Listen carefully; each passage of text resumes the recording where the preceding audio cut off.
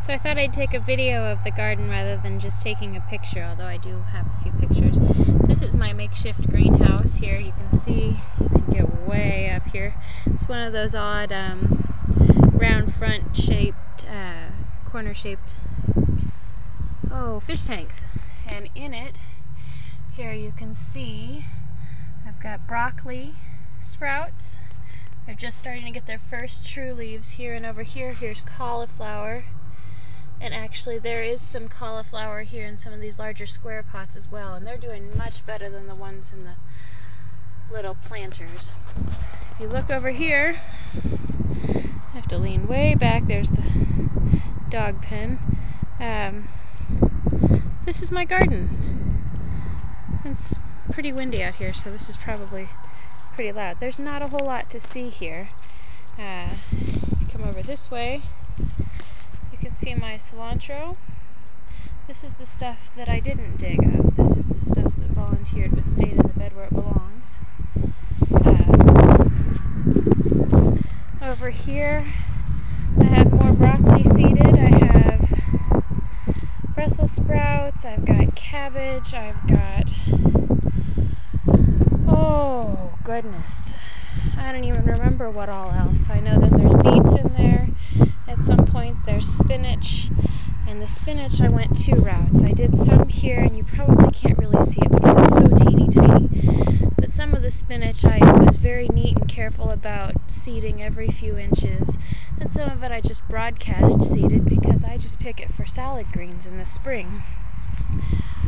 Over there is actually the biggest, most visible area is my lettuce that I've planted. And the lettuce is coming up nicely.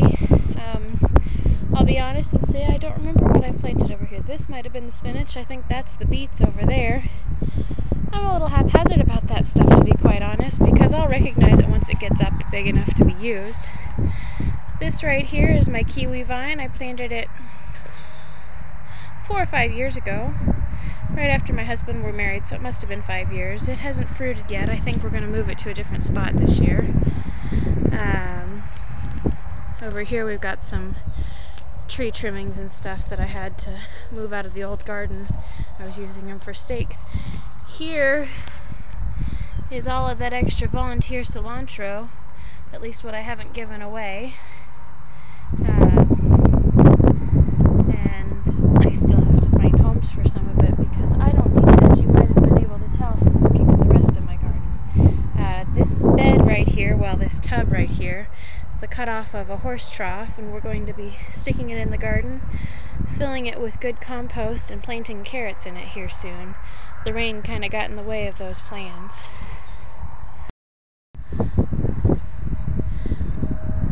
That strange bed frame standing up there is going to be my pea trellis. The peas are only supposed to get to about 2.5 feet tall, so they should be just fine on it, and then I'll follow those up with something else that vines, like cucumbers. Once it's a little later in the season, they'll come in just about in time. This garden, as you may be able to see here, comes out, it has a weird angle at one end, it follows along the driveway, and that over there, that's my backyard. That's probably 50 some odd acres of old farmland. We don't use it. There's no water to it or anything. Sure would be nice, but I think that it's probably been pretty well stripped of all of its usability. But we had a nice neighbor who was kind enough to share the bounty of the horse manure composted for 2 years. Oh, here comes a couple of my helpers jumping up on me. I have another one tugging on my skirt. We've got 7 dogs here. Over here is my orchard. The starts of my orchard, anyway. Right there, if you see, that is an apple tree getting ready to blossom. It's going to be beautiful. It was beautiful last year when I planted it. My forsythia bushes are done. I'm leaving the dandelions because they have such deep tap roots that not only do they not compete with the grass and stuff around them, but they draw the nutrients up from farther down in the soil and actually add to the garden. This is one of my peach trees. It's actually pretty much done blooming. It put on several flowers just before it got so hot. And they didn't like it. So we'll see what it does this year. I'm pretty amazed with it, honestly. Anyway, over there I've got plum trees that are also